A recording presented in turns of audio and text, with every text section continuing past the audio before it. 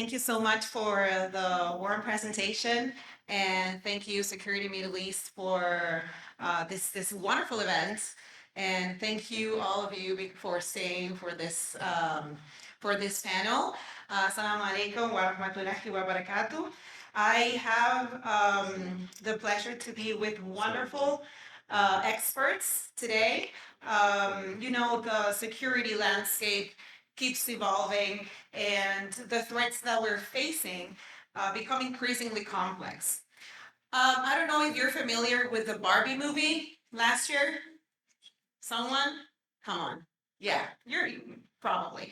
Okay, so if you've seen the Barbie movie, or perhaps you've seen some parts of it, there is one scene that Barbie enters the boardroom of Mattel, the company that, makes the Barbie dolls.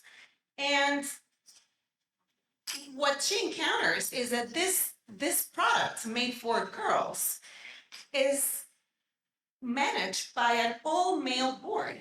Okay? And so if we can take something from that scene, is that how the outdated views and the rigid expectations is a stare reminder of the barriers that can exist when a single perspective dominates. So with this is why I want to introduce the topic of diversity and inclusion. And although we're probably going to focus more in terms of gender, this is not going to be the typical panel, all women panel, all we males are doing wrong. No, just bear with me. I promise to you that this panel will leave you with key takeaways for you to learn, for you to take back to your organizations, and inshallah, you will find them very insightful. But before we jump in, I want to welcome my esteemed panelists. Hayley, she's the Deputy CEO of Crime Stoppers International, champion for inclusivity in the security sector. Sumaiyah Alotaibi, Manager of Security Operations at Saudi Aramco, playing a key role in their diversity initiatives. Uliana Barbycheva, Managing Partner at Event Concept Consultancy, who spearheaded a cultural shift towards inclusion within the Qatari security industry. So I would like to start like an icebreaker to ask you very briefly about your journey in security, and how do you feel that your unique perspectives have enriched your careers, if you want to kick off. طيب السلام عليكم, and thank you for the organizing entity for hosting us here. It's a pleasure to be here with you, Betania, and my peers as well. We've definitely witnessed a shift and an impact when it comes to what Vision 2030 has done for inclusivity and diversity. As a citizen of this country and a woman who's living and witnessing this change, we've seen massive strides when it comes to beating the set targets, when it comes to women participation in the labor market, or even the integration of people with disability. And what's even more remarkable is the pace that we're doing it in. And I'll just set as an example, if we look at the global stage in terms of the US, for instance, women are now part of 56% approximately participating in the labor market. And the EU, they represent 64%. And this has been reported, they've started reporting on this since the 1940s and 1950s, respectively. Yet we in the kingdom have reached thus far 34%, and we've just done it in less than 9 years. So we do have a bright future ahead of us, promising way coming our way as citizens of this beloved country. Absolutely, absolutely. Hayley, what about you? I'm interested, very briefly, just as an intro, how do you think that your unique perspectives contributed to your careers and the organizations that you were part of? Salam alaikum. Thank you so much for having me in your beautiful country. I serve as the Deputy CEO of Crime Stoppers International, as well as the CEO of Magnolia Intelligence. So my experience is truly a global one. I work with organisations in every country in the world, trying to reduce all sorts of crime, all sorts of transnational crimes, from human trafficking to counterfeit trades, and all of those other things that fall in those categories. So I see how many different countries are working on their diversity and how to be more inclusive, and I'll bring those perspectives to you today. Thank you. Thank you so much. Same question, Leanna, if you don't mind. What were what from your perspective, the things that you think you have contributed uniquely in your organizations and in your career in general? Well, thank you for that question. So first of all, I'm glad to be here and I'm glad to see such a big audience and I'm glad to see women here. So it's very good. It's a big sign of that shift that we were talking about. So, well, I think this topic in general, inclusivity and equality in security especially, is a very personal topic for me because I'm Russian. I was leading the state security agency as well as the head of the stadium security pillar in Qatar for the FIFA Football World Cup. So my security career started in Russia 2018. I led the stadium security pillar as well in Russia for the FIFA Football World Cup 2018. And I would say that it's challenging area, it's a challenging topic as well. It's, of course, we have mostly males in this area, so of course as well I face some biases and something like that, but I think it's a very interesting opportunity and I'm glad that we see more women here in security area because I think especially, okay, I have events experience, I think that this working in events gives us absolutely unique opportunity to contribute to a country, contribute to a society, add value to the country image, and promote interesting environment and make people safe, happy, and entertained during the events. Thank you so much. And about the World Cup, just so you know, you have a world champion here. I'm from Argentina, so I know. Yeah, Saudi Arabia. Yeah, we lost, but we are the champions anyway. So back to our topic. Sumaiyah, I wanted to, after you mentioned the role of Vision 2030, in your experience in Aramco, can you please elaborate on those positive changes that you have witnessed in the security sector there? Specific improvements of maybe female participation from our perspective, how women, especially you, I mean, you've been 12 years, right, in Saudi Aramco, breaking down barriers, and what other initiatives that you've seen that have been had a positive impact to retain female talent? Great question. Well, in my capacity as the Safety and Industrial Security Diversity and Inclusion Champion, and with the support of the leadership around us, we've set upon a strategy that encompasses 5 main elements, starting with ensuring the diversification of our workforce and the development of our workforce. And this includes hiring women in fields that have been dominated by men. We have now security officers, 911 operators, fire systems inspectors, safety inspectors.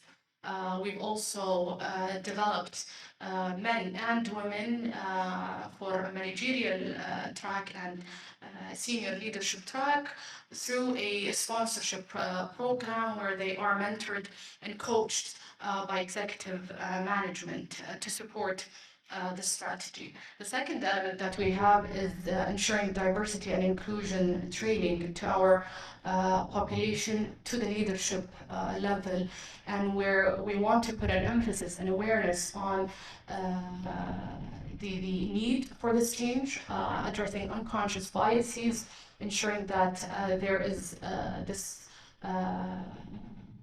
culture of respect and belonging. Third element is creating a resource group for the underrepresented groups. And with that, we aim to have a sense of unity and familiarity and share knowledge amongst them. The fourth element that is part of the strategy is monitoring our progress when it comes to diversity and inclusion. What are we doing? Are we doing it? The targets, are we meeting the targets? What are the proposals for the upcoming years and what have you? And final element is engaging with national and international partners and key stakeholders within the industry to share best practices within the field of security and safety. Now, this strategy was built on I would say, a keystone relying on three main pillars, which is ensuring that we're aligning with the Ministry of Human Resources and Social Development regulations and policies, as well as Saudi Aramco internal policies.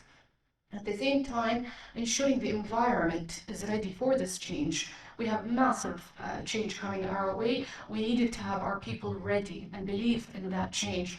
And specifically, the field that we're not used to such environment. So an example is the eminent focus to our frontline supervisors, where we put emphasis on them in terms of training to ensure that when women join the workforce, they are ready. And finally, ensuring the readiness of the facilities. Are the facilities ready to host women who will be joining our peers, as well as people with disability? The company has achieved significant strides when it comes to facility readiness in terms of obtaining the certificate of Mu'ama through the Ministry of HRSD, and this certification ensures that the facilities and buildings hosting people with disability is actually ready for those users. So that's it in a nutshell, I would say. And again, bright future ahead of us. Inshallah. Thank you so much. I've been taking notes for our key takeaways. Something that I've always thought, Hayley, I wanted to ask you how we can unlock the inclusions through skill transfer. And what do I mean by this?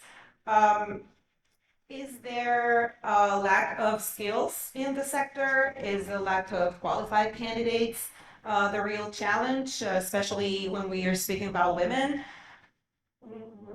Do we have like untapped talent pools that we're not that we're overlooking? What do you think is the issue? Is this issue real? And if it is, if you can please discuss the potential skills gap and while emphasizing the transferable skills from other sectors. The way I like to approach this is like I'm doing a business pitch. And so that is not, we're missing this group of people in our business community. It is what can it do for our community? We certainly, particularly, I live in Australia at the moment, and what they're estimating is that there will be a shortage of 30,000 cybersecurity professionals in the next 3 years. That's a huge shortage, and we're not alone. That's a global issue that many countries are facing. So how do we fill those 30,000 positions in 3 years? How do we upskill people into those positions? And I think the answer is that we need to look outside of our usual scope of recruitment pools and utilise people who are already operating in other areas outside of security that have a transferable skill. So, for example, an emergency room nurse. As a security professional, I can see the skills that they can transfer into a security role quite quickly. So it's up to us to identify those people and understand, because they don't know what they don't know. They do not know that that skill could come in handy when doing a physical security assessment of a building, and how a mentally unwell person might, try to access that building. That nurse has seen this in the emergency room. How can a cafe barista help us? Well, they're really good at reading people and really good at interacting with people. And when you're conducting, for example, a physical security assessment, they can have a really good conversation and conduct really excellent interviews and extract information that perhaps I couldn't have in that scenario. So it's up to us as security business leaders to look at diversifying where we are getting our skilled people from, and what programs can we run not only in our companies but as government entities to upskill these people quickly, because not everyone wants to start at the bottom again.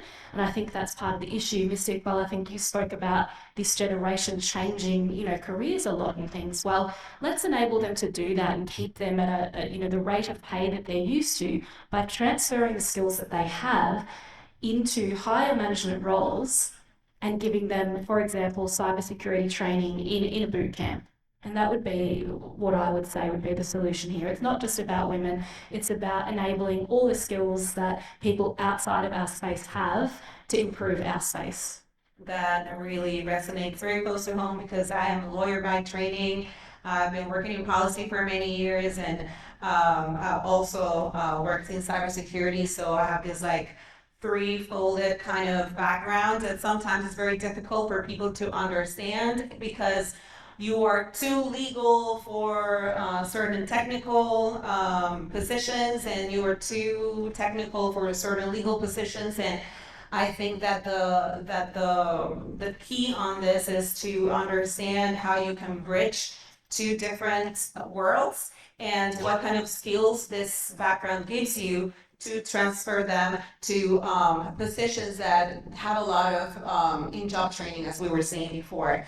I want to go to Uliana because you mentioned you have successfully fostered positive culture, positive security culture in Qatar. I want to ask you, why is it important that we strive for a more diverse teams in security? And if you can please share some key approaches that you can think we can replicate here in the kingdom to cultivate leadership, a leadership role in diversity and inclusion, special strategies, or what are the key things that you can mention? Well, I think there are various things that could be mentioned here. So if we start, again, I will be talking from the perspective of the major sport events organization and the safety and security operations of major sport events.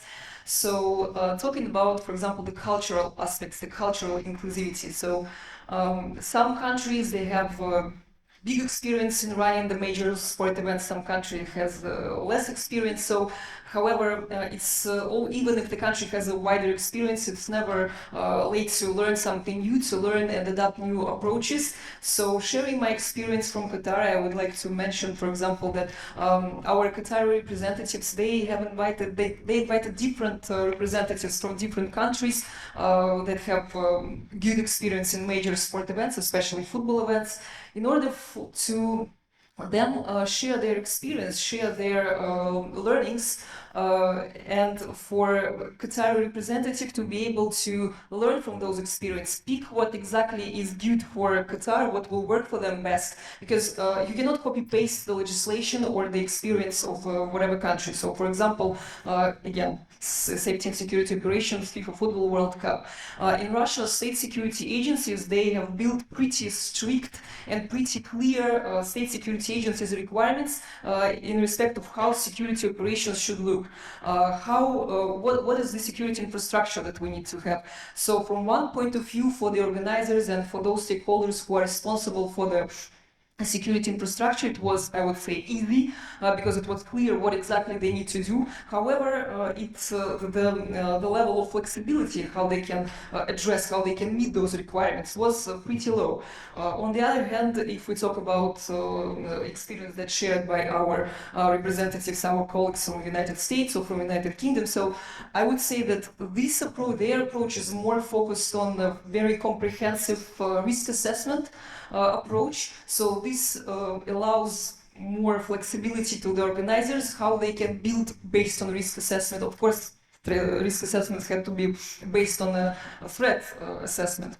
However, it provides more flexibility and maybe more responsibility for the organizers and the stakeholders responsible for the infrastructure, how exactly they meet these requirements and here we have the budget restriction. So what if whatever they plan maybe from budget perspective is fit for purpose, is good, but what if it's not enough? So I would say that when you learn something good from different countries, from different cultures, and learn from different experience, you can understand, okay, I like this approach in this experience of this country, I like this here, but but you cannot copy paste and expect that it could work perfectly in your country. So one of the interesting ideas, I think, it's learn, it's adapt, it's take what is good from different perspective and somehow transform it to something that is good, solid, and will work successfully in your country or in your organization. So this is one aspect. Another aspect, if we move more to the gender inclusivity, and again, state security operations of the major sport events. The guys said already that security operations and security is more like gates, barriers, and guns. I would agree with that, especially with gates and barriers when we speak about the security operations of the major sport events. However, these days, I think that, again, it was mentioned already by the colleagues that today our focus is shifting to communication, surveillance, problem solving, I don't know, multitasking and integration. And I think women are absolutely amazing and best in, implementing those activities. So this approach allows the heads of organizations, the heads of events or whatever, it allows them to see the picture of the security operation wider, to make it more user-friendly, let's say. So, and I think it's a very good balance, for the leaders to tackle different approaches, different aspects. Another point that I wanted to mention is actually some legislation. In some countries, you cannot physically interact with the people of the different genders. So, for example, in Qatar, again, during the, or in Russia as well, so the male officer, he cannot touch the kid or the baby or the kid or a female. So anyway, you have to have different genders involved in the security operations. So again, coming back to the words that I said previously, so now maybe the focus is more on customer service. So I think this aspect, females are absolutely amazing in customer service. So we like to prevent threat rather than deal with the threat. So, and one more aspect I would like to mention is so we were talking a lot about security as a service, security as an operation, but I would like to mention that security at major sport events is a massive and giant manpower and woman power, if you allow. So sometimes at one stadium in total, so state security agencies, stewards, private security, you can have up to 4,000 people from security involved. So it's the biggest workforce element in major sport events that involved in the, let's say, stadiums operations. So these people need to be taken care of, and again, women are absolutely best in that. So these people need to have, let's say, good uniform. This uniform has to be fit for purpose and look good. So these people need to be fed, and the meals have to be high quality and delivered in a certain time and certain location. So we don't waste every minute in order to ensure that all our massive numbers of people are fed and they have good meals and good welfare. So they have to be brought in the stadium at certain time. So again, I think working in close collaboration, males, females, it brings us amazing level of contribution and raises the image of the country. And talking about events, I think having more women in security will allow us to present the approach that I like to call the security with human face, or we had another point mentioned, invisible security. I like the approach of transparent security, and the transparent security could be delivered with a proper communication.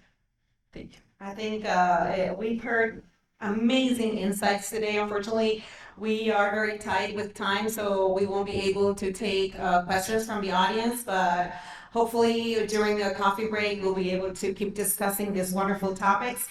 All these stories are incredibly insightful strategies that we have today, and I think it's clear that diversity and inclusion are not just like buzzwords. I think they are essential pillars for a robust security strategy. By the way, you have the Security Middle East magazine on your tables. Over there, there is an article that Hayley and I are there, and with other amazing women in the field, and you have more like practical approaches to this topic, and additional insights with other incredible topics. I've been taking some notes, and I want to just summarize real quick some key takeaways from this discussion. So the talent pool exists. So there are many individuals with transferable skills from other sectors who can be valuable assets in the security teams. And we have to focus on those skills transfers, because programs like, for example, retaining initiatives that were mentioned by Hayley can bridge the skill gap and then leverage the experience from other fields. Then how diversity strengthens things that we were here before, because diverse teams bring a wider range of perspectives, like problem solving, leading to more innovative solutions and a better chance for detecting any kind of security threats. I love this one, unconscious bias training. This is crucial because strategies like those implemented mentioned by Lana in Qatar can help dismantle existing biases and create a more welcoming environment for diverse candidates. And I see that we have a majority male audience.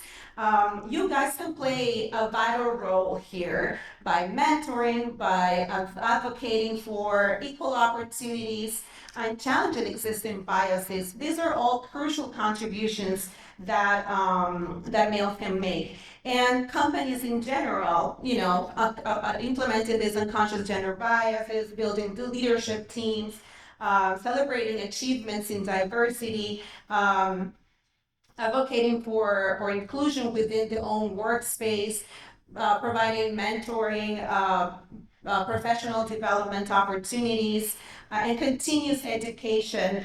I think these are key topics that we can definitely speak for another hour. But we don't have time. And I really wanted to mention something regarding the millennials and Gen Z while we were talking about that. If you let me 2 seconds, I was making some notes, and I think that it's something that I personally think that it comes to this topic about how to retain, as a millennial, how to retain millennials and Gen Z. Something that I think this also works for the diversity workforce, including disabilities, gender, cultural, you name it. And one of the points that I wanted to make is flexible work arrangements. This includes parental leave, and that's something that it's not always discussed as it should. Same thing with meaningful work, positive company culture. In my experience, having a nice work environment is something that helps you feel that you belong to the team, and you feel valued, empowered, connected to the organizational values and mission.